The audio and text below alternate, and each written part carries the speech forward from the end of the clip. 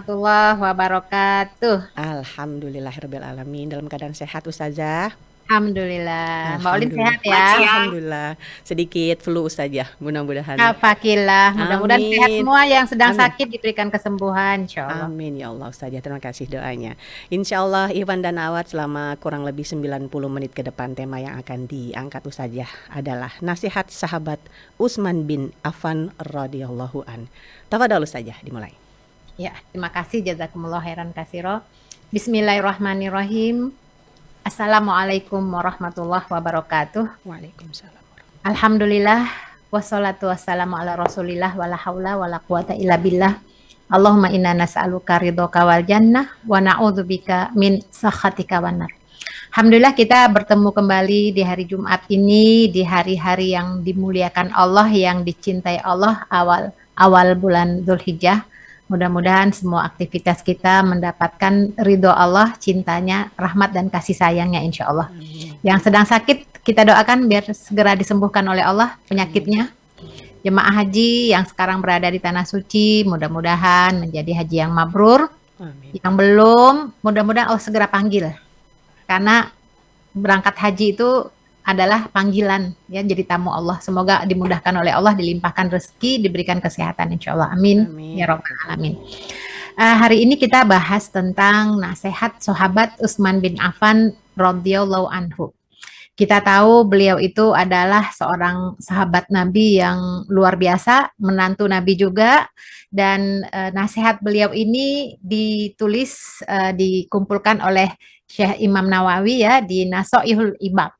Ya, jadi kita bahas nasihat-nasihatnya yang insya Allah juga bermanfaat untuk kita semua, saya dan kita semua. Ya, nasihat dari Utsman bin Affan.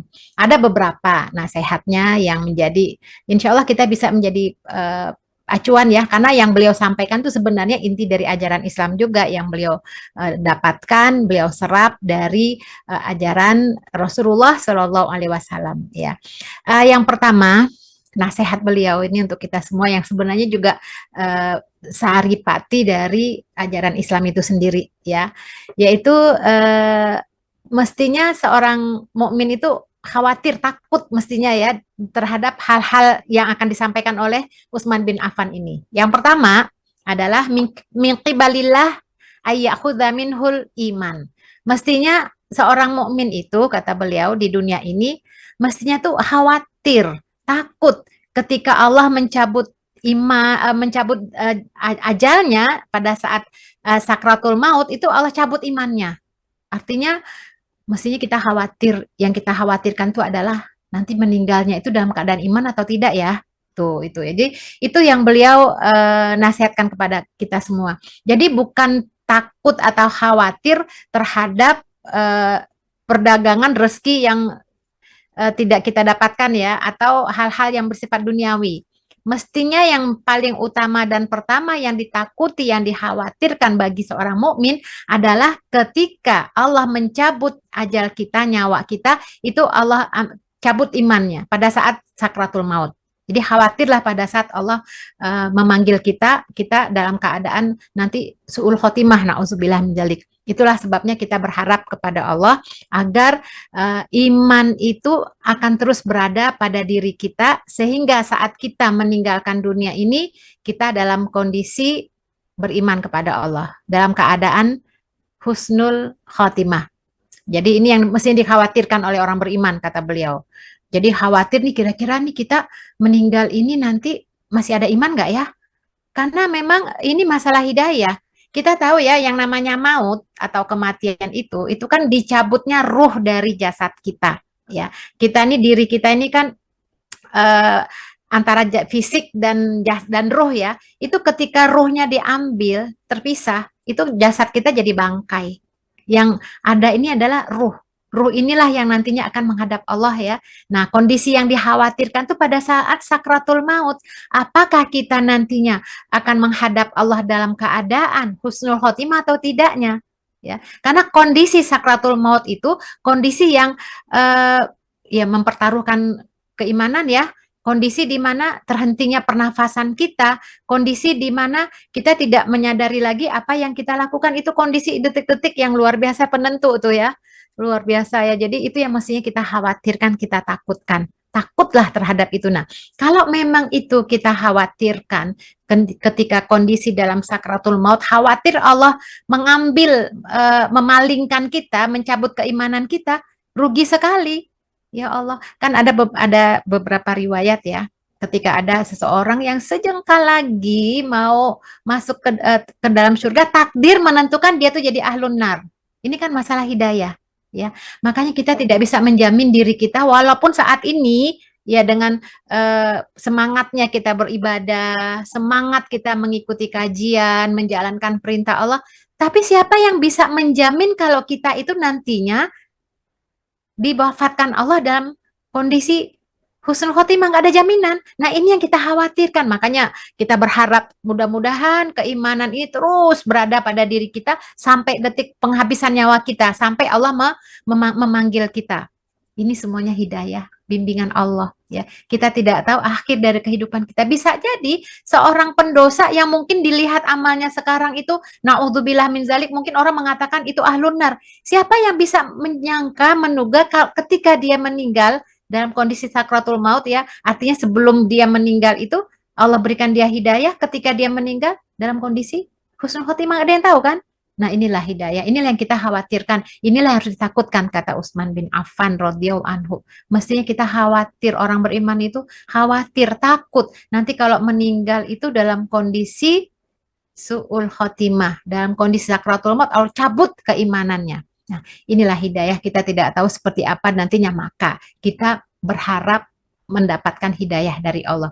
Hidayah itu kan ada beberapa ya pengertiannya, tapi yang kita bahas ini adalah hidayatut taufik. Jadi artinya hidayah yang hanya hak prerogatif Allah. Allah lah yahdillahu mayyasha. Allah memberikan petunjuknya, bimbingannya, hidayahnya kepada orang yang menurut ya mayyasha, kehendak Allah sendiri. Kita nggak bisa menentukan bahwa saya ini nanti insya Allah pasti akan meninggal dalam keadaan husnul khotimah. Tidak ada yang bisa jamin.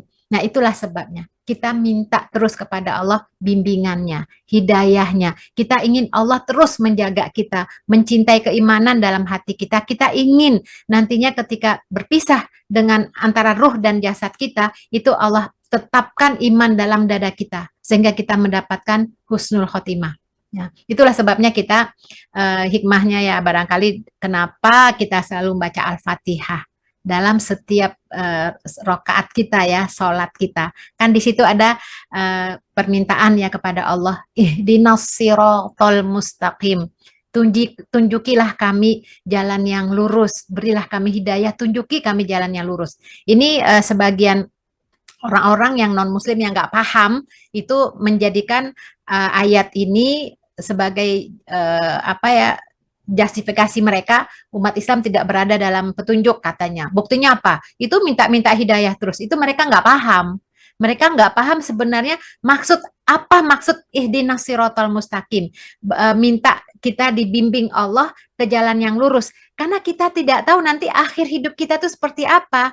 Jadi kita ingin Allah membimbing kita agar kita selalu mengikuti petunjuknya, ghairul maghdubi alaihim waladhdallin, bukan jalan orang-orang yang disesatkan, yang dimurkai, tapi jalan-jalan yang Allah beri, wa an'amta alaihim, ya, yang Allah berikan nikmat atas mereka. Maka kita doakan terus, minta kepada Allah agar terus diberikan bimbingan sampai ajal menjemput kita. Karena ini adalah hak prerogatif Allah. Allah lah yang memberi petunjuk. Karena kita nggak tahu nanti akhir, banyak kasus ya, Mbak Olin. Ada orang yang ketika dalam kondisi sakratul maut ya, menjelang meninggalnya itu bukannya meninggal dalam kondisi husnul, ada yang karena nggak tahannya apa dia bunuh diri ya, dia loncat dari gedung. Bahkan ketika Rasulullah melihat apa komentar sahabat ya, ketika dalam peperangan kan sahabat melihat ada seorang laki-laki berjihad demikian gesitnya, banyak yang terbunuh gitu. Apa kata sahabat itu? Wah, itu dia tuh pasti ahlul jannah, wah dia pasti surga. Kata Nabi, mana? Oh, dia, oh bukan, dia ahlun nar. Padahal kita lihat sudah ikut jihad loh, udah berperang, udah luar biasa, ternyata meninggalnya su'ul khotimah. Ya karena dia bunuh diri kan. Nah, intinya kita nggak bisa menjamin diri kita itu selamat. apakah kita husnul khotimah atau tidaknya, makanya mintakan kepada Allah hidayahnya, petunjuknya. Karena itu yang kita khawatirkan, yang kita takutkan. Minta terus agar Allah membimbing kita, agar akhir hidup kita itu dalam keadaan husnul khotimah. Itu yang kita harapkan. Dan Rasul mengatakan ya, jadilah orang yang cerdas. Al-qaisu mandana nafsahu wa amila lima ba'dal maut. Yang namanya orang cerdas itu, kata Nabi, mempersiapkan diri, beramal untuk hari setelah kematian ya. Itu dipersiapkan. Nah, dengan dipersiapkan ini terus minta kepada Allah, mudah-mudahan antara bekal persiapan kita dengan kehendak Allah tuh pas ketemu sehingga kita mendapatkan husnul khotimah. Jadi ini yang dikhawatirkan seorang beriman. Jadi nasihat Utsman bin Affan, mestinya perkara yang ditakutkan oleh orang beriman di dunia ini, orang mukmin di dunia ini adalah ketika dia dalam kondisi sakratul maut itu Allah cabut imannya. Jadi meninggal dalam keadaan su'ul, itu yang mesti dikhawatirkan. Nah, itulah sebabnya kita terus berdoa kepada Allah, minta bimbingannya dimanapun, kapanpun, dan kita minta agar mendapatkan akhir yang baik ya. Kita minta Allahumma rzuqna husnal khotimah ya, atau misalnya doa minta hidayah ya, terus dijaga terus keimanan kita. Allahumma inna nas'alukal huda wat tuqa wal afafa wal ghina. Jadi kita berharap mudah-mudahan akhir dari kehidupan kita itu dalam keadaan iman, dalam keadaan meyakini ajaran Islam, Allah sebagai Rob kita, dan mudah-mudahan kita bisa menyebutkan kalimat tauhid, la ilaha illallah. Nah, itu yang kita khawatirkan. Jadi Utsman bin Affan radhiyallahu anhu mengatakan, mestinya orang beriman tuh khawatir, takut kalau dia tuh ketika dalam kondisi sakratul maut itu Allah cabut imannya. Ya, karena memang syaitan itu menggoda manusia ya dengan berbagai cara ya. Jadi yang kedua ya, jadi tadi yang pertama ya, khawatirlah gitu ya dengan ketika saat menemui Allah sakratul maut itu Allah cabut imannya. Jadi mati dalam keadaan su'ul khotimah, nauzubillah min dzalik. Nah, kemudian berikutnya min kibali syaiton ayyuqtila amalah. Mestinya yang ditakutkan oleh orang-orang beriman ini adalah ketika syaitan itu merusak pahala amal baiknya. Wah, udah banyak beramal baik, datang syaitan deh menggoda, habis itu semua. Ya dengan cara apa? Mungkin dimasukkanlah ria, ujub, sombong, takabur itu ya. Jadi ada memang berbagai hal yang dilakukan oleh syaitan, karena kita tahu syaitan itu musuh. Innahu lakum adu gitu ya. Allah sendiri sudah memberikan hamba-hambanya peringatan. Itu syaitan tuh musuh, jangan dijadikan sebagai sahabat. Innahum lakum adu fahdharu, hati-hati. Karena kita beramal udah maksimal ya, dirusak pahalanya oleh syaitan, dibisik-bisikkan itu, nauzubillah. Jadi memang syaitan itu musuh terbesar bagi manusia. Masuk syaitan itu ke dalam hati manusia, kemudian dibisik-bisikkan ya, dihasut ya, ya kita sebenarnya tahu juga, merasakan juga itu godaan syaitan.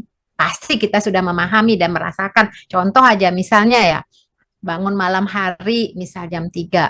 Terus kan kita pengennya qiyamul ya, mendekatkan diri kepada Allah ya, bermunajat kepadanya. Terus ya udah bangun, terus ke kamar mandi, ngapain gitu ya. Nah, di sini kan kita berasa bahwa syaitan tuh menggoda kita, dibikin ngantuk, akhirnya apa, numpang lewat aja ya, buang air kecil udah. Habis itu apa? Mau wudhu, rasanya kayak itu syaitan menggoda kita, menghasut kita. Udah tidur masih lama, masih jam 3, nanti aja, bisa sejam aja atau setengah jam aja tidur, nanti bisa lagi bangun. Digoda oleh syaitan, dirayu, dibisiki. Akhirnya apa? Iya ya, ngantuk, numpang lewat, tidur lagi. Nggak taunya apa, bablas subuhnya. Nauzubillah min dzalik. Nah itu banyak cara syaitan itu menggoda manusia. Kalaupun berhasil, wudhu, udah kita bisa berhasil melawan godaan syaitan. Kita wudhu, kan nggak ngantuk lagi. Itu nggak sampai di situ. Nanti sholat ya, sebelum sholat diingetin lagi. Coba lihat dulu HP-nya tuh ada yang masuk nggak pesannya itu. Nanti siapa tahu nanti bisa dicas dulu aja. Itu kan godaan bisikan syaitan, akan dituruti, lihat HP. Ternyata berlama-lama, oh ini ada berita penting, akhirnya apa? Habis tuh waktu. Nauzubillah. Itu syaitan menggoda dengan cara halus, berbagai upaya agar manusia itu terhenti, terhalang dari amal-amal soleh. Kalaupun berhasil, udah dicas aja, udah ke sholat. Itu belum sampai selesai, lagi sholat planning. dibuatlah apa tuh agenda-agenda hari ini, wah habis ini mau ini ya Allah. Jadi kita tahu setan itu adalah musuh. Banyak cara setan itu menggoda, menyesatkan anak manusia ya. Makanya khawatirlah, hati-hati. Mestinya godaan setan itu jangan sampai mengganggu amal ibadah kita. Karena setan itu menggoda dengan berbagai cara, di antaranya dengan tazin. Tazin itu menghiasi hal-hal dianggap baik, hal-hal yang buruk, dihiasi. Syaitan itu tidak mengarahkan kepada orang itu berbuat dosa, tapi dibuatlah, diindah-indahkan, ya, ya, apalagi yang terkait dengan hawa nafsu, dibuat indah semuanya, ya, dihiasi bertahap, ya, misalnya apa ya, dihiasi eh, banyak sih kasus kalau hawa nafsu tuh ya, ada pertemuan alumni, nah terus ketemu mantan, akhirnya lah cobalah di WA aja sebentar aja, akhirnya terus lama-lama nah selingkuh, nauzubillah perzinahan, kan itu dimulai dari hal-hal yang menggelitik gitu ya, yang digoda oleh setan, tertarik terus lama-lama, nah itu dia setan kerjanya itu memang menghiasi perkara-perkara yang batil, perkara yang maksiat dengan hal yang indah-indah. Itu bisa dirasakan. Coba deh misalnya orang-orang yang dulunya sebelum menikah berpacaran ya, coba. Dulu ketika pacaran aja, pegangan tangan aja dianggap indah ya.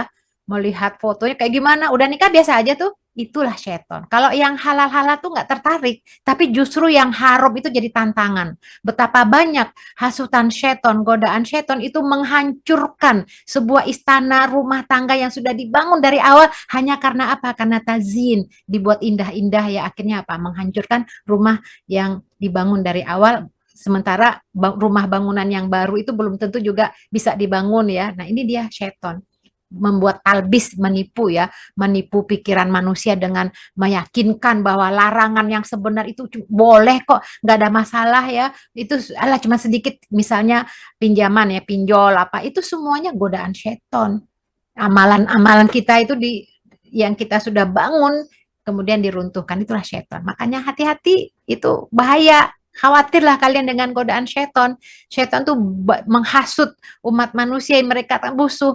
Itu dosa kecil, hal-hal yang remeh, alah kecilnya nggak apa-apa. Itulah setan. Ya, maka itu yang mestinya diwaspadai. Ya, itu nasihat Utsman bin Affan yang sebenarnya juga bagian dari apa yang telah diajarkan oleh Rasulullah SAW sebagai mertuanya, dan itu adalah ajaran Islam. Kita tahu semua yang ada itu semuanya adalah penjabaran dari nilai-nilai Islam itu sendiri ya. Tapi ini nasihat ini sangat bermanfaat buat kita semua. Hati-hati ya dengan godaan setan. Nah, itu yang kedua. Berikutnya, nasihat beliau adalah yang berikutnya itu ya, eh, apa yang terkait dengan malaikat ya. Jadi di sini beliau mengatakan khawatir kalau malaikat itu mencatat amal buruk kita. Jadi min qibalil hafadhah an yaktubu alaihi ma yaftadihu bihi yaumal qiyamah. Hati-hati dengan malaikat pencatat amal.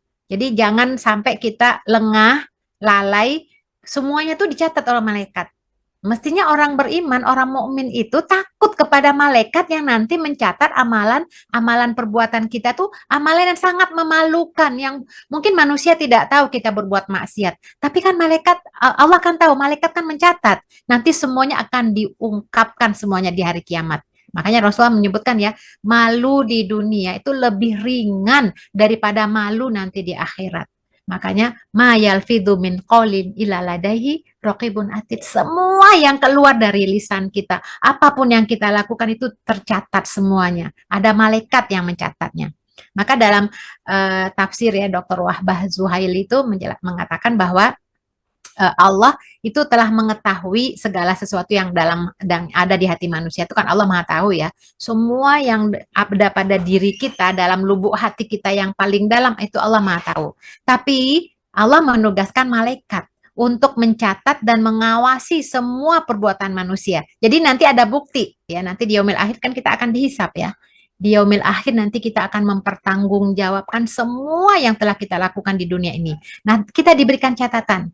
Wa inna alaikum lahafidhin kiraman katibin ya'lamuna ma taf'alun.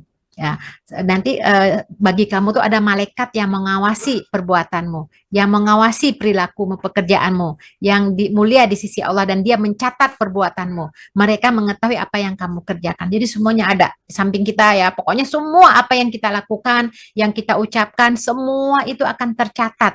Jadi setiap perbuatan kita tuh nggak ada yang luput, semua dicatat. Mungkin kita suka lupa ya apa yang kita ucapkan, tapi semuanya ada nanti terekam ya.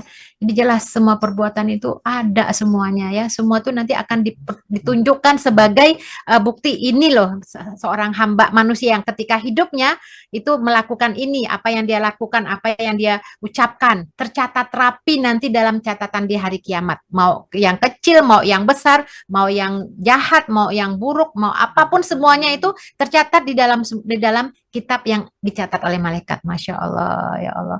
Itu kan dalam surat apa Al-Kahfi ya.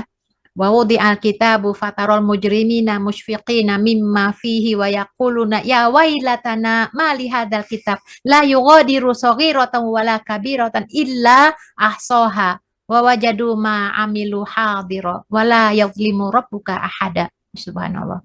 Ketika diletakkan kitab, ketika kitab ya catatan amal hamba itu diberikan, lalu kamu akan melihat orang-orang yang bersalah itu ketakutan terhadap apa yang tertulis di dalamnya. Mereka berkata, aduhai celaka kami, kitab apa ini yang tidak meninggalkan yang kecil dan tidak pula yang besar. Semuanya tercatat dan semuanya dicatat. Ya mereka mungkin lupa dulunya, tapi Allah tidak lupa. Nah itulah dia. Kita memang kadang-kadang abai ya dengan yang di sekeliling kita, makhluk di sekeliling kita. Ada malaikat loh gitu ya. Jadi ada para ulama itu menjelaskan kalau kenapa kalau orang sholat itu ketika mengucapkan salam ya imam atau siapapun nggak perlu dijawab salamnya ya. Ya kan kalau kita ngomong salam kan wajib ya dijawab ya salam. Tapi kenapa orang yang sedang sholat, yang selesai sholat ya imam ya, misalnya mengucapkan salam kepada makmum, atau kita sendiri sedang sholat mengucapkan salam itu nggak ada yang jawab, tapi kita mengucapkan salam. Nah, para ulama mengatakan kita mengucapkan salam kepada yang ada di samping kanan dan kiri kita. Nah, jadi kalau kita hadirkan ada malaikat bersama kita, nggak akan berani deh orang-orang beriman tuh berbuat jahat, berbuat maksiat, karena ada yang di sampingnya. Makanya kita hadirkan ya ketika sholat ya, Assalamualaikum warahmatullahi. Kita khususkan ini untuk malaikat yang di sebelah kanan. Assalamualaikum warahmatullahi itu nggak perlu dengarkan jawabannya ya. Artinya nggak perlu itu karena kita mengucapkan salam kepada makhluk gaib. Karena beriman kepada yang gaib itu kan bagian dari rukun iman ya. Nah, sekarang Mbak Olin, kenapa kita mengucapkan salam kepada kuburan ya? Padahal kita tahu itu semua udah meninggal kan?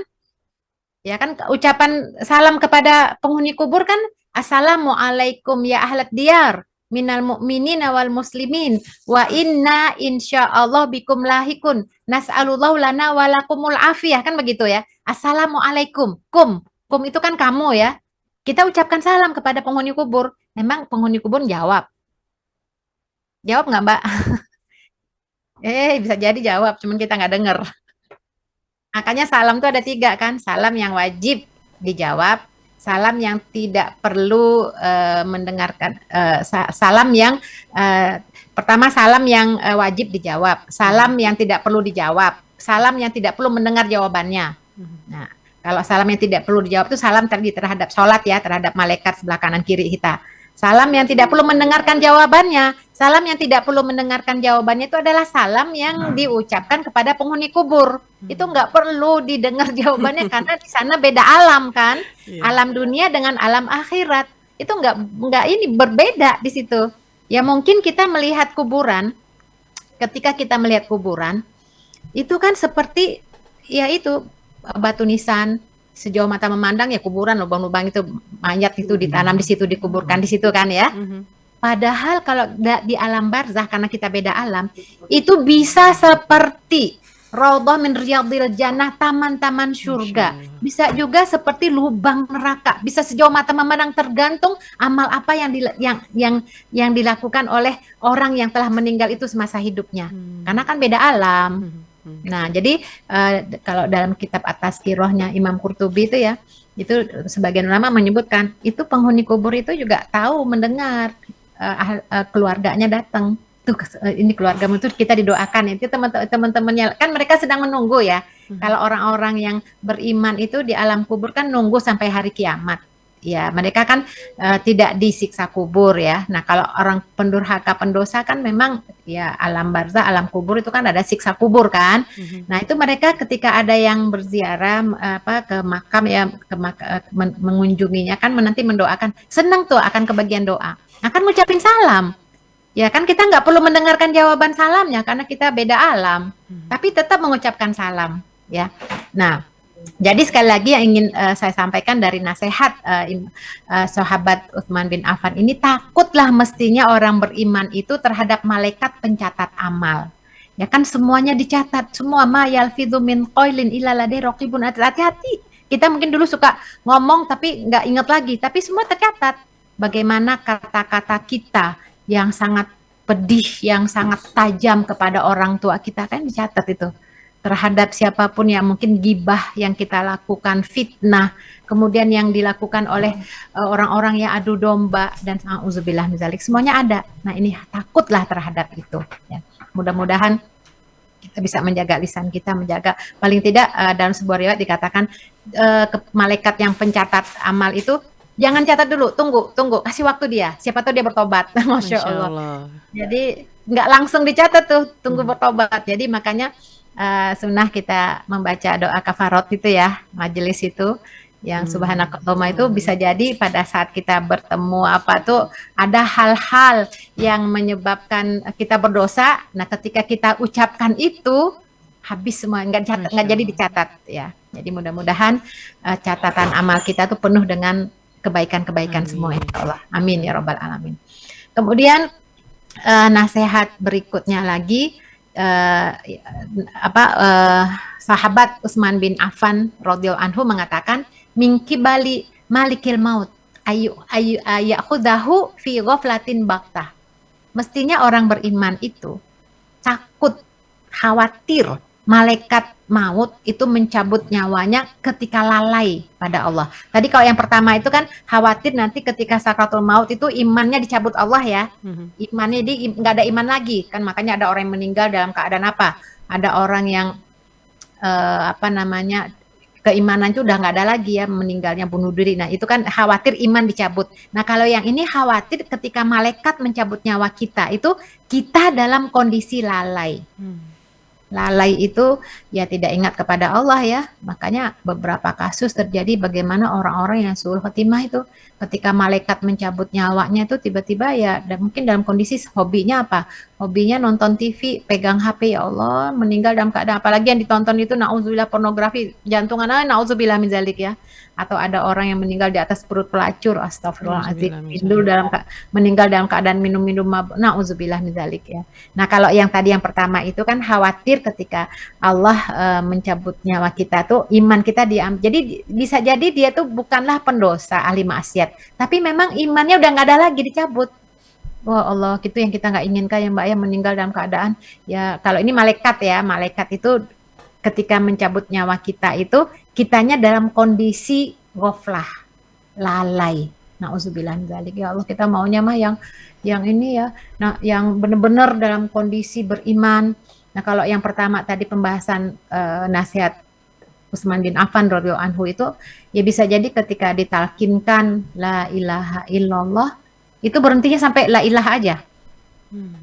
Padahal dia ngomong juga la ilaha, ya Allah, gimana tuh? Padahal dikit lagi ya itu ya Allah yang ya itu semuanya kembali kepada kekuasaan Allah. Yahdillahu mayyasha, yahdillahu mayyasha. Innaka la tahdiman ahbabta. Engkau nggak akan mampu memberikan hidayah, tapi Allah lah yang akan memberi hidayah. Sekalipun orang yang kita cintai. Jadi nggak ada jaminan.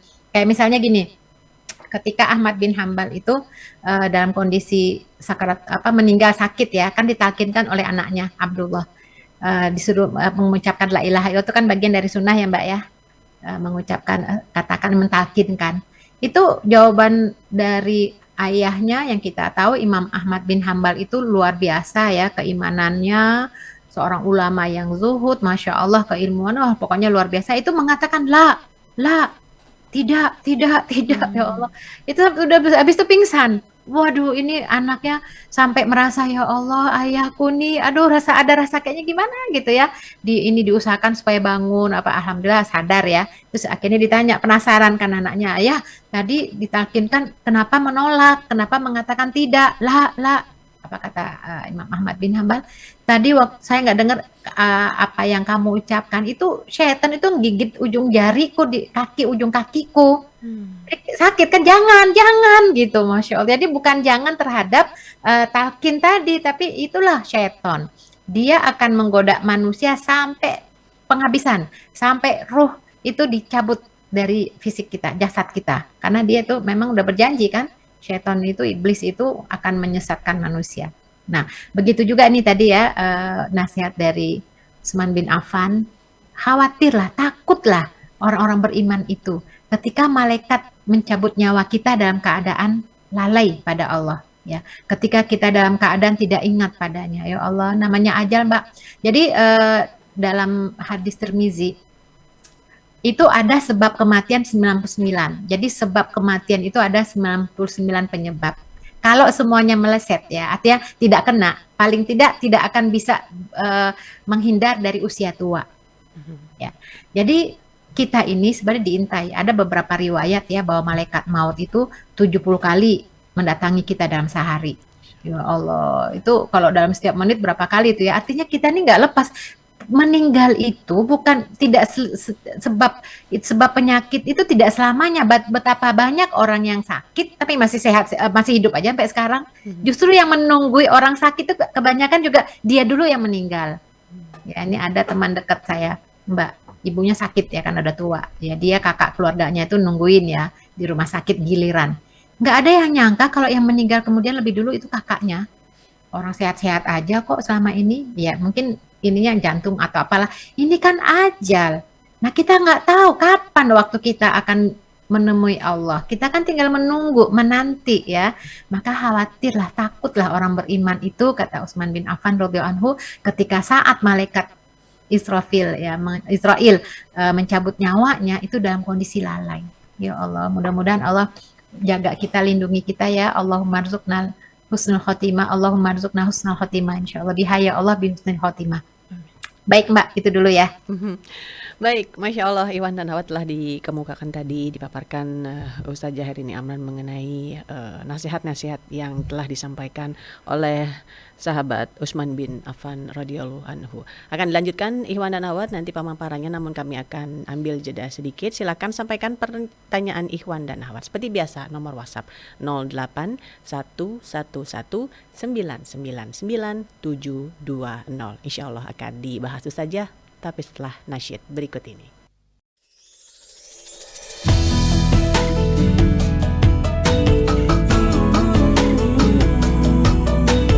Rasil TV.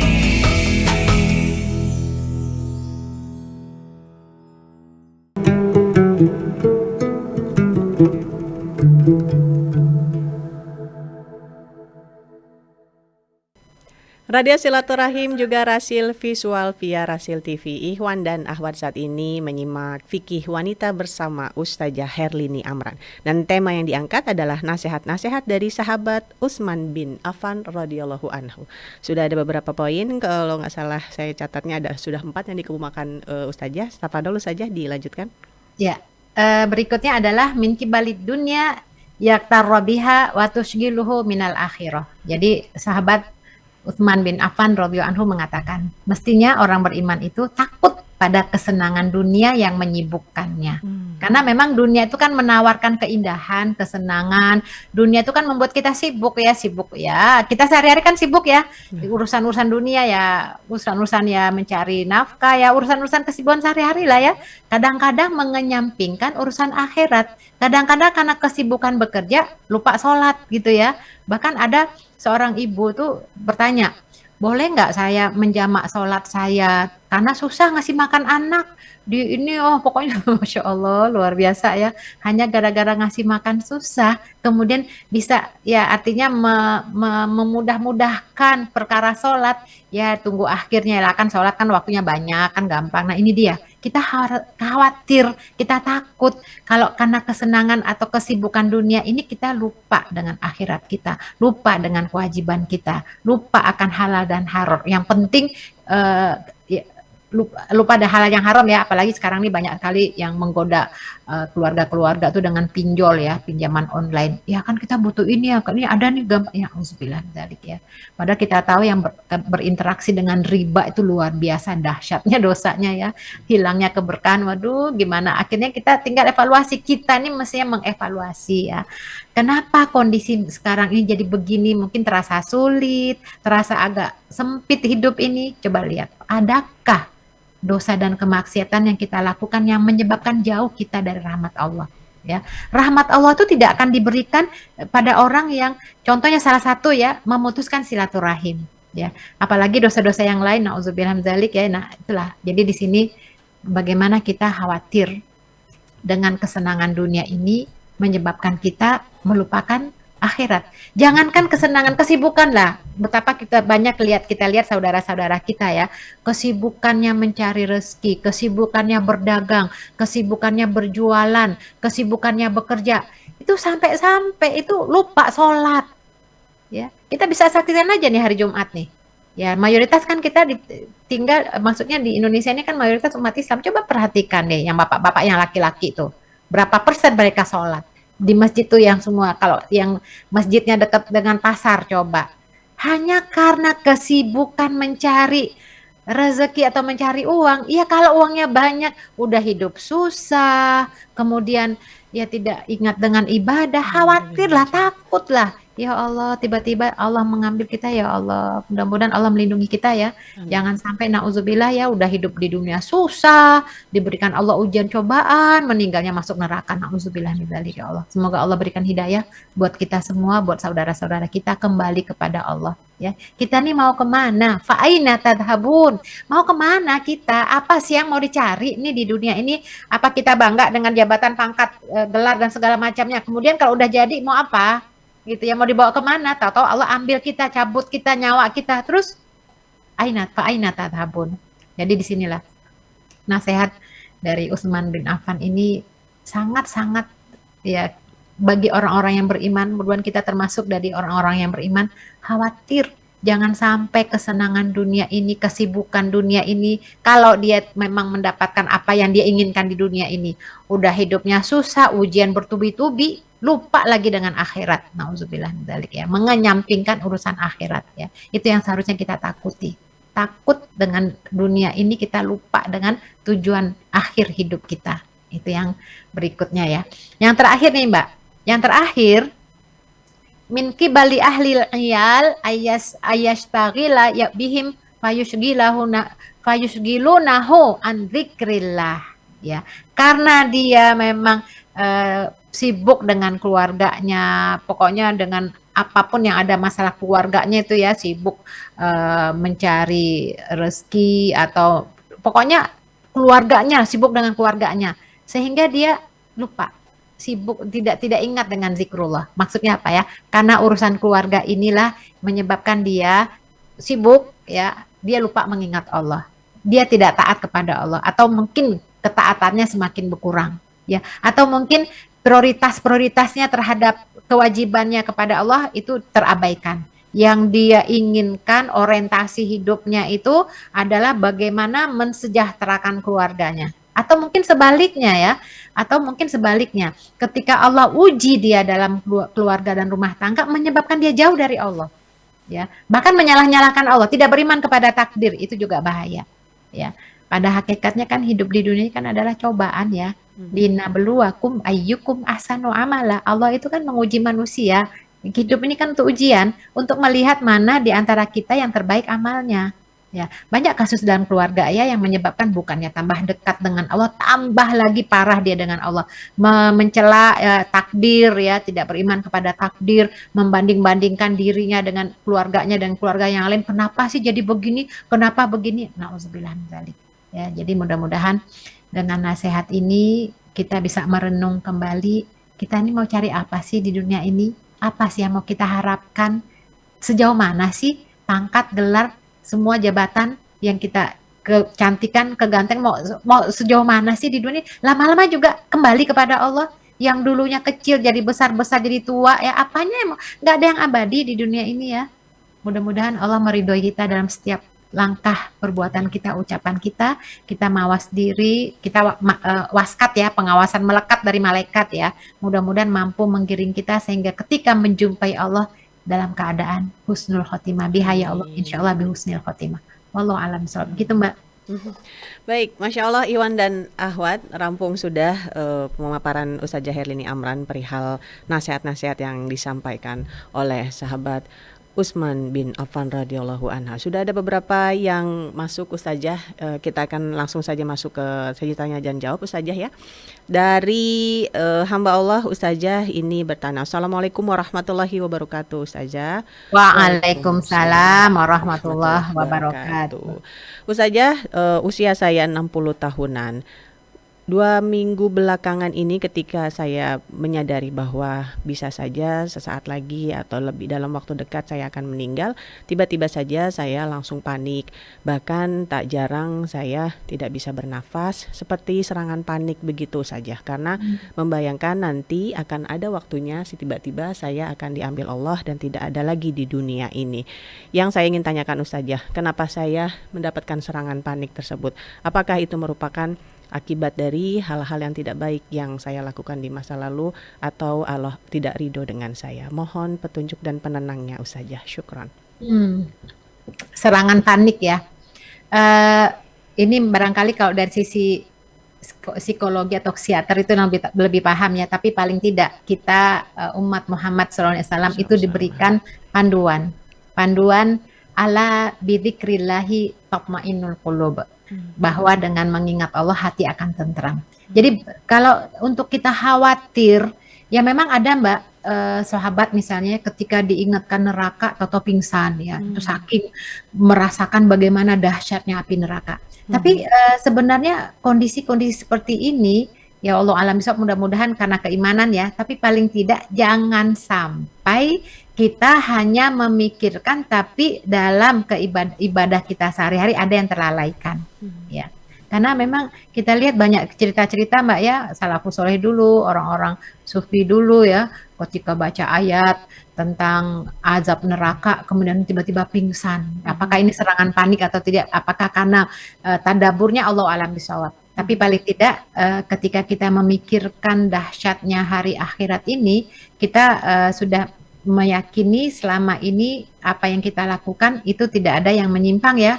Artinya kewajiban kita jalankan, larangan Allah kita tinggalkan, kita tidak dalam keadaan memutuskan silaturahim, kita terjamin badan kita, diri kita dari makanan-makanan haram, semua rezeki kita halal. Artinya tidak ada. Nah, pada saat kita mengingat dan merasakan bagaimana dahsyatnya hari kiamat, ya kemudian terasa ya mungkin ada reaksi-reaksi ya. Mudah-mudahan itu bagian dari keimanan. Tapi kalau masalah kesehatan silakan tanya kepada ahlinya. Nah, jadi sekarang gini aja. Yang penting adalah kita on the track ya, artinya tidak ada perbuatan-perbuatan yang menyimpang yang kita lakukan, dan upayakan terus ya agar lisan kita itu basah dengan zikir kepada Allah ya. Dan kalau lagi itu sebaiknya baca Quran ya. Kondisi-kondisi itu baca Quran, kemudian membaca terjemahannya, merenungkannya, mentadaburkannya. Kalau ada ayat-ayat yang menyentuh dibaca berulang-ulang ya. Mudah-mudahan ini bisa mengatasinya ya. Wallahu alam, apakah ini ada kaitannya dengan sisi kesehatan? Wallahu alam, saya tidak tahu, tapi paling tidak kita husnuzon. Barangkali yang bertanya ini karena menghayati betapa dahsyatnya hari kiamat nanti, kematian itu berdasarkan bacaan Al-Quran, baca terjemahan, tadaburnya. Mudah-mudahan itu bagian dari keimanan. Ya. Jadi bukan karena ketakutan, asal ketakutan aja gitu ya, khawatirnya itu nanti godaan syaitan dibikin takut, akhirnya lihat gelap takut, lihat apa takut ya itu ya. Takut itu muncul karena ketakutan kita kepada Allah berdasarkan ya tadi Al-Quran, bacaan Al-Quran. Bahkan ada rasa takut itu yang yaitu yang menyebabkan langsung Allah ambil ya nyawanya, itu karena memang ya Allah alam bisawab ya, karena Al-Quran ya, mungkin itu bagian dari husnul khotimah ya Mbak. Mungkin kita pernah dengar Mbak ya, orang baca Quran gitu ya, pada saat membaca itu saking ya Allah alam, mungkin karena ya memang udah ajal ya, tahu-tahu Allah cabut nyawanya dalam keadaan itu. Bisa jadi Allah alam ya. Ya, jadi ya sekali lagi ala bidzikrillahi tatmainnul qulub. Mudah-mudahan dengan mengingat Allah hati akan tentram dan kita berbaik sangka dengan Allah. Mudah-mudahan Allah lindungi kita dari godaan syaitan dan Allah berikan kita nikmat karunia yaitu husnul khotimah. Banyak doa bihaya Allah bihusnul khotimah.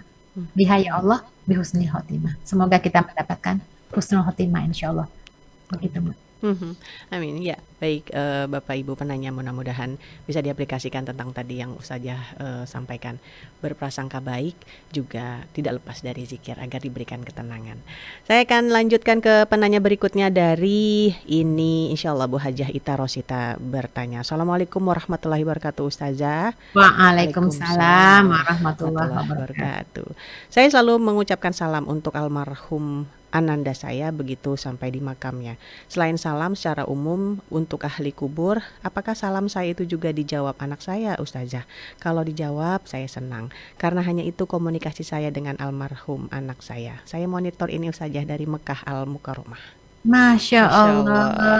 Doakan Ibu lagi kita. sedang menunaikan ibadah haji ya? Iya, nampaknya begitu Ustazah. Masya Allah, mudah-mudahan haji yang mabrur. Amin, insya Insyaallah. Allah. Amin. Ya, begini Bu, kita betul ya, berbeda alam ya. Memang proses manusia itu, kehidupan manusia itu kan ada fase-fasenya ya. Alam ruh, alam rahim, alam dunia, alam barzah dan semua fase itu nanti akan kita lewati. Nah, ada yang lebih dulu dipanggil, gitu di alam barzah. Nah, kita hanya menjalankan apa yang telah dicontohkan, diajarkan oleh Rasulullah SAW, yaitu mengucapkan salam. Nah, apakah salam itu dijawab? Ya, kita yakin insya Allah dijawab ya. Tapi tidak perlu kita mencoba dijawab nggak ya. Udah, kita ini udah komunikasinya kan sudah tidak ada lagi secara alam ya, alam dunia, alam akhirat, alam barzah itu kan sudah terputus. Tapi paling tidak doa kita itu insya Allah nyampe. Ya, jadi kita tidak perlu tahu lagi Bu ya, artinya dengar nggak ya anak kita ya. Bahkan ada juga ini loh Mbak Olin, ada ibu-ibu yang suaminya meninggal ketika mereka ibu ini ziarah ke kubur itu ya, itu diajak ngobrol, ngomong gitu ya. Ngobrol. Tapi ini loh anak kita nih ini loh ini. Jadi kayak curhat gitu ya. Ya sebenarnya sih boleh atau tidaknya itu tidak kaitannya selama tidak ya tidak ada penyimpangan namanya juga ngobrol ya. Apa artinya ya ada orang yang ya artinya selama masih saya katakan normal kan orang kan butuh ngobrol ya. Ya, bahkan kalau kita lihat ulama dulu itu kalau dia ada masalah terus dia sulit memutuskan terus dia menoleh ke sebelah kanan. Gimana ya menurutmu wahai malaikat sebelah kananku? Terus bagaimana ya malaikat sebelah kiriku? Artinya tuh hanya untuk bingung karena bingung memutuskan, ya itu kan nanti kan kembali kepada kekuatan hatinya ya. Nah, jadi hanya untuk mengeluarkan apa ya perasaan-perasaan selama tetap meyakini bahwa ini adalah ketentuan Allah, takdir Allah, selama meyakini bahwa nanti juga akan dipertemukan Allah. Artinya selama masih dalam ya tidak ada penyimpangan gitu ya. Artinya ya nggak ada masalah ya Bu ya. Bu Ita ya. Cuman kita sekali lagi nggak usah perlu tahu lah. Saya senang kalau salam saya itu dijawab. Ya nanti lama-lama nanti ada yang menjawab nanti. Kalau ada yang menjawab nanti gimana ya Mbak? Pernah di masa Rasulullah itu ada sahabat ketika ziarah ke kubur itu mengucapkan salam itu ya diceritakan seperti itu ya mengucapkan salam ada yang jawab. Nah padahal kan itu kuburan ya. Itu beliau bukan mencari sumber jawaban, kabur. Artinya wah ini kerjanya jin kali ya. Jadi intinya jangan sampai kita dengan keyakinan seperti ini nanti dipalingkan lagi oleh syaiton ya. Jadi sekali lagi Bu, kalau saya mengambil pandangan Bu ya, kalau kita sudah mengucapkan salam, ya sudah, ini kan bagian dari sunnah Nabi. Ya kita nggak perlu mencari-cari tahu. Kira-kira dijawab nggak ya? Aduh, kalau jawab saya, udahlah kita berpikir kepada dijawab atau tidaknya. Yang lebih penting lagi adalah bagaimana doa tulus kita kepada Allah untuk anak kita. Kalau dia meninggal misalnya sudah balik, kita minta ya Allah ampuni dosanya semasa hidup. Terus kita terus mintakan ampun, insya Allah itu yang bermanfaat. Jadi tidak hanya maksudnya tidak menunggu dijawab nggak ya salamnya? Sudahlah, itu nggak usah difikirkan. Dijawab atau tidak dijawab, kita lakukan ini sunnah Nabi ya, mengucapkan salam kepada ahli kubur. Yang terpenting kiriman terbaik kita adalah doa ampunan kepada Allah untuk anak kita. Begitu juga mungkin yang suaminya meninggal, untuk suaminya atau orang tua yang meninggal, doa terbaik untuk orang tua kita itu yang diharapkannya. Karena sesungguhnya kebutuhan orang yang meninggal terhadap doa, kiriman doa, ya kiriman ampunan itu jauh lebih membutuhkan daripada kita yang masih hidup di dunia ini terhadap makan dan minum. Mereka tuh butuh kiriman.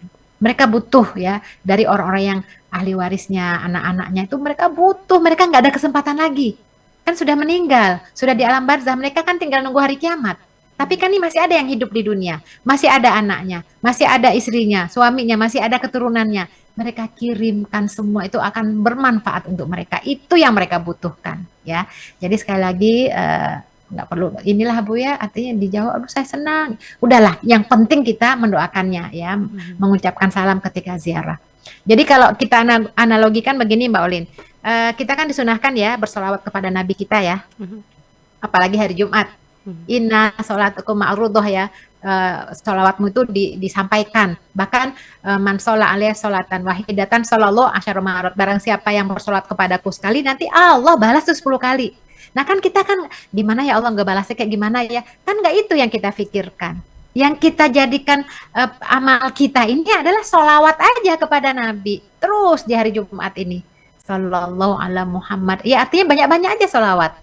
Jadi nggak mikirin nanti ini loh Nabi kita jawab ya nanti gimana, nggak mikirkan. Nanti kalau fase memikirkan itu kita berhenti sholawat jadinya kan, karena memikirkannya dijawab nggak ya nanti gimana sih cara menjawabnya seperti apa ya, udah terus aja bersolawat terus gitu ya. Jadi sekali lagi Ibu, ketika Rasulullah memberikan kita contoh memberikan salam kepada yang sudah meninggal, udah salam. Nah, apakah nanti dijawab atau tidaknya, dibalas atau tidaknya, yang kita butuhkan adalah mengirimkan doa yang terbaik untuk anak kita. Ya, mudah-mudahan ya kalau dijawab ya mudah-mudahan insya Allah dijawab lah ya. Ya, artinya silakan tadi ya berdoa dan membaca mengirimkan pahala-pahalanya ya.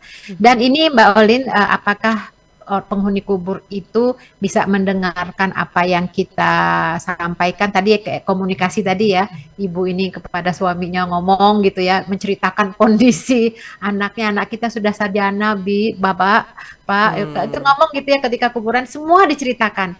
Apakah ini menyimpang dari akidah? Saya rasa kalau hanya untuk ngomong sih nggak ada masalah ya Mbak ya. Bukankah pernah Rasulullah melewati kuburan ya walaupun ini memang terjadi perbedaan pandangan di kalangan ulama ya. Bukankah Rasulullah ketika melewati kuburan itu, wahai ketika ada kuburan orang kafir, kalian sudah mendapatkan apa yang telah Allah janjikan buat kalian. Itu kan ngajak ngomong kan? Ya mungkin dia tahu atau mendengar, Allah alam bisawab. Ada yang mengatakan itu kan Nabi, beda sama kita gitu ya, Allah alam bisawab. Intinya selama kita tetap beriman kepada Allah ya, artinya itu hanya ya Allah alam, bisa begitulah. Kita juga suka ngomong kan Mbak ya, dengan kucing ya, dengan hewan di rumah ya. Betul. Mau dijawab mau enggak, yang penting ngomong kan, lama-lama dia ngerti kan. Sepertinya mengerti ya Ustazah ya. Iya mengerti. Nih responnya. Baik, iya Bu Hajah, mudah-mudahan lancar ibadahnya. Doakan kami yang ada di sini ya, mudah-mudahan lancar dan selamat nanti kembali kepada keluarga. Saya akan menuju ke pertanyaan berikutnya. Ustazah dari hamba Allah bertanya, Assalamualaikum warahmatullahi wabarakatuh, Ustazah Herlini Amran. Waalaikumsalam warahmatullahi wabarakatuh. Ustazah, juga ada salah satu nasihat yang disampaikan oleh sahabat Utsman bin Affan radhiyallahu anhu bahwa diamnya orang yang diam lebih bahaya dari perlakuan serangan orang lain. Maksudnya bagaimana Ustazah? Apakah kita harus berhati-hati dengan orang-orang yang lebih banyak diam daripada orang-orang yang ekspresif Ustazah? Ya, itu banyak hal ya, diamnya orang diam ya. Bisa jadi diamnya orang diam itu adalah dendam gitu ya. Bisa jadi strategi ya, karena dia tersinggung ya. Atau bisa jadi diamnya orang diam itu karena dia merasa dizolimi ya. Jadi ini memang perkataan yang multi tafsir ya. Jadi padahal kan hadis Nabi mengatakan ya, fal yakul khairan aw liyasmut. Kalau ngomong tuh yang baik aja, kalau nggak diem. Nah, Tapi ini diam apa yang dimaksudkan oleh sahabat Utsman ini? Apakah diamnya seorang yang tersakiti, terzolimi? Hati-hati. Kalau orang yang tersakiti, terzolimi, dia nggak mau merespon, dia diam aja. Hati-hati loh. Nanti kalau doa terkabul loh gitu. Hati-hati dengan orang yang diam ketika hatinya sudah tertutup ya dengan kejahatan atau kezoliman orang lain. Nah, hati-hati itu jangan sampai. Bukankah diam itu apa lautan yang diam itu bisa ini ya Mbak? Menghanyutkan ya. Diam-diam Ah, menghanyutkan. ya deh gitu ya. Jadi multitafsir ya Allah alam bisawab seperti itu. Jadi ada banyak sih sebenarnya ya perkataan-perkataan para sahabat ya. Jadi kalau kita menafsirkan boleh-boleh aja menafsirkan ya. Kecuali orang yang memang diam daripada dia berbicara dia salah kan, itu kan lebih baik diam. Daripada dia berbicara nanti orang yang mendengarkannya sakit hati, merasa terzolimi lebih baik diam. Ya, jadi ini ada dua persepsi barangkali ya. Diam dia menjaga diri dari kesalahan dan dosa, diam dari sakit hatinya atau mungkin karena dia diperlakukan tidak tidak semestinya karena dia terzolimi, hati-hati. Ketika dia berdoa makbul. Nah, itu hati-hati loh ya gitu. Ya, baik, sudah terjawab hamba Allah. Saya akan ke penanya berikutnya, ini masih dari hamba Allah. Assalamualaikum warahmatullahi wabarakatuh Ustazah dan Mbak Olin. Waalaikumsalam Waalaikumsalam warahmatullahi warahmatullahi wabarakatuh. wabarakatuh. Ustazah, mengenai tauladan sahabat Utsman, apakah kita bisa mempraktekkan apa yang beliau lakukan, yaitu zuhud atau tidak mencintai dunia, Ustazah? Oleh karena itu, apakah kita juga tidak usah ngoyo dalam mengejar dunia, dalam hal ini mengejar materi, Ustazah? Mohon petunjuknya. Kalau kita mempelajari tentang sahabat Utsman bin Affan itu pribadi beliau tuh luar biasa tuh, Masya Hmm. Allah. Itu sahabat terkaya itu, termasuk Hmm. konglomerat itu ya. Hmm. Hmm. Tapi dia tidak menjadikan hartanya itu ada di hatinya. Hmm. Kita tahu ya dulu ya waktu di masa Nabi itu kan sampai sekarang masih ada kan wakafnya Utsman bin Affan yang masih dirasakan ya. Jadi beliau ketika musim paceklik ya apa kemarau ya itu ada sumur dikuasai oleh Yahudi. Wow, jual airnya mahal gitu kepada orang-orang beriman pada sahabat ya. Itu akhirnya ini dibeli oleh apa paru-paruan ya, dibeli oleh Utsman dengan harga mahal. Orang Yahudi itu jualnya mahal. Nah, setelah dibeli oleh Utsman itu diwakafkan, dikasih tuh, Masya Allah. Akhirnya Masya harga Allah. yang dijual sama Yahudi kan jatuh, nggak Hmm. laku. Akhirnya dibeli oleh Utsman bin Affan. Artinya beliau itu ketika berusaha, ya kan kita nggak bilang ngoyo juga ya. Ngoyo itu kayak apa sih? Kayak Selama nggak kalau itu kali, sampai lupa makan, lupa ah, itu ngoyo kan, bahasanya ngoyo. definisinya kali ya Mbak ya. Definisinya Iya memaksakan Kak, diri. kalau memaksakan diri sebenarnya kalau berusaha itu kan yang penting di sini adalah tawazun. Hmm. Tawazunitas itu artinya seimbang, proporsional. Artinya berusaha mencari rezeki itu adalah bagian dari ikhtiar, tapi jangan sampai melupakan kewajiban. Bukankah nikmal mal sebaik-baik harta itu di tangan orang yang soleh? Ketika dia memiliki harta orang yang soleh ini semua kebagian berkahnya kan, infaknya segala macam ya. Jadi Utsman itu zuhud tapi kaya gimana tuh Mbak ya. Jadi Masya Allah ya. hartanya itu tidak di hati, hartanya di tangan. Bahkan pernah ya Utsman itu punya apa barang-barang dagangannya itu ya yang berapa unta tuh pokoknya kalau kita katakan kaya deh konglomerat ya. Mhm. Itu ketika masuk tuh apa nama ditawar oleh Yahudi itu berlipat-lipat itu ya. Itu Utsman nggak ada yang bisa, saya udah jual nggak ada yang bisa menyamainya sampai berpuluh-puluh kali lipat. Ditawar paling harga tinggi, siapa sih yang membeli? Allah katanya. Itu semuanya di ini kan diberikan kepada orang-orang yang nggak mampu ya, Masya Allah. Kalau Yahudi itu lihat peluang itu kan bisa dikaya dia, tapi kalau di sini jual belinya dengan Allah. Nah itu coba justru luar biasa ya Utsman bin Affan ini ya. Jadi semakin dia tidak mencintai dunia, semakin Allah berikan limpahan harta gitu. Jadi bedakan dengan zuhud pengertiannya itu meninggalkan dunia, nggak sama sekali nengok dunia, akhirnya apa hidupnya itu di bawah kasihanan orang. Nah, bukan Hmm. begitu. Mm-mm. Ya, bukankah tangan di atas lebih baik dari tangan di bawah? Jadi tadi ngoyo tadi itu maksudnya apa sih gitu Nah, ya. itu dia. Definisi ngoyonya harus Nah, dijabarkan. Mhm. iya. Oke. Baik, Ustazah, nampaknya pertanyaan tadi merupakan ya, sebentar. Ada satu yang baru masuk ini bertanya, Ustazah, Assalamualaikum warahmatullahi wabarakatuh. Waalaikumsalam Waalaikumsalam. warahmatullahi wabarakatuh. Waktu cucu pertama saya wafat di usia 2 hari, saya menangis. Kemudian semua orang bilang cucu saya tadi akan menolong ibu bapaknya. Yang saya tanyakan Ustazah, apakah balita yang meninggal atau cucu saya dalam hal ini akan menolong neneknya juga Ustazah? Masya Dari Hajah Dwi, 60 tahun, Masya Allah. Allah. Ya, jadi kalau kita apa namanya, kalau hanya orang tuanya itu dari punya ini apa punya orang tua. Jadi Iya, sebenarnya keluarga kita ini nanti kalau memang dalam kondisi beriman itu, jadi kalau dalam surat At-Tur itu ya, walladzina amanu wattaba'athum dzurriyyatuhum biimanin alhaqna bihim dzurriyyatahum, itu ya. Itu wa ma alatnahum min amalihim min syai'. Ya. Jadi dalam ayat ini dikatakan Allah menyebutkan ya orang-orang yang beriman itu beserta anak cucu mereka yang Masya mengikuti mereka dalam keimanan, kami pertemukan mereka dengan anak cucu mereka tersebut. Subhanallah. Allah. Jadi anak cucu ini adalah tabungan ya. Jadi Mhm. tidak hanya orang tua itu yang kakek-kakek moyang nenek-neneknya semua tuh yang beriman tuh dikumpulkan. Masya Allah. Ya, misalnya ya ada satu orang dari keluarga kita itu misalnya syahid, itu bisa memberikan syafaat kepada 70 ini ya yang beriman juga. Mhm. Jadi makanya jangan khawatir deh nenek kakek apa segala macam. Semua garis turunan itu kalau semuanya beriman dipertemukan Mhm. ya. Tapi syaratnya sabar ya. Jadi insya Allah dengan kesabaran ini jadi tabungan dia yang menyelamatkan nanti orang tuanya, nenek kakeknya semua tuh yang beriman dikumpulkan kembali. Makanya kalau kita berdoa itu jangan cukup hanya dengan anak, sertakan dzurriyyah, cucu, anak cucu keturunan, ya. Kan kalau selama ini kan ya Allah jadikan anakku anak yang soleh, jangan anak saja, jangan batasi dengan anak, tapi keturunan, dzurriyyah, anak cucu keturunan gitu.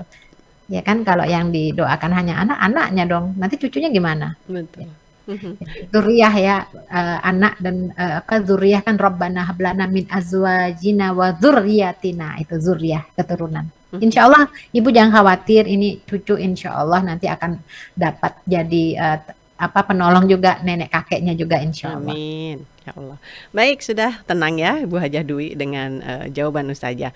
Nampaknya juga yang terakhir Ustazah, kiranya sebelum saya tutup kesimpulan perihal tema kita pada siang hari ini.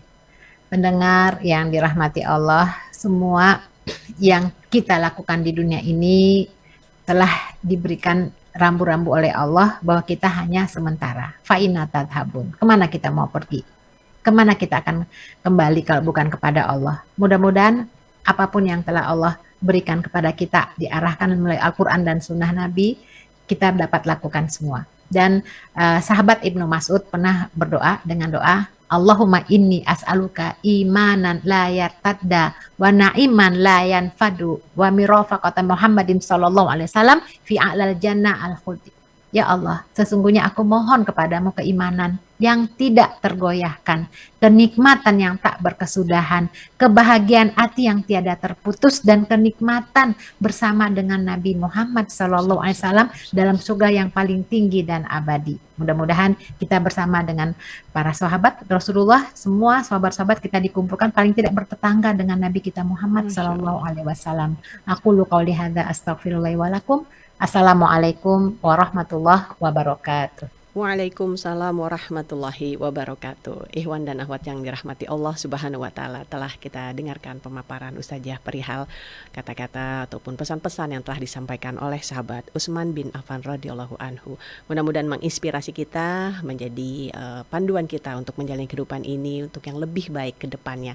Yang bertugas pada hari ini saya Caroline, dipandu juga oleh Ondi juga Anis, mungkin sekarang sudah digantikan oleh Yusuf. Kami mengucapkan terima kasih atas atensi Ikhwan dan akhwat, wabil khusus yang telah menyampaikan pertanyaannya. Insya Allah Allah berikan lagi kesempatan di lain waktu agar kita bisa menuntut ilmu bersama kembali. Kami pamit undur diri. Subhanaka Allahumma wa bihamdika asyhadu alla ilaha illa anta astaghfiruka wa atubu ilaik. Wabillahi taufik wal hidayah. Wassalamualaikum warahmatullahi wabarakatuh. Wah.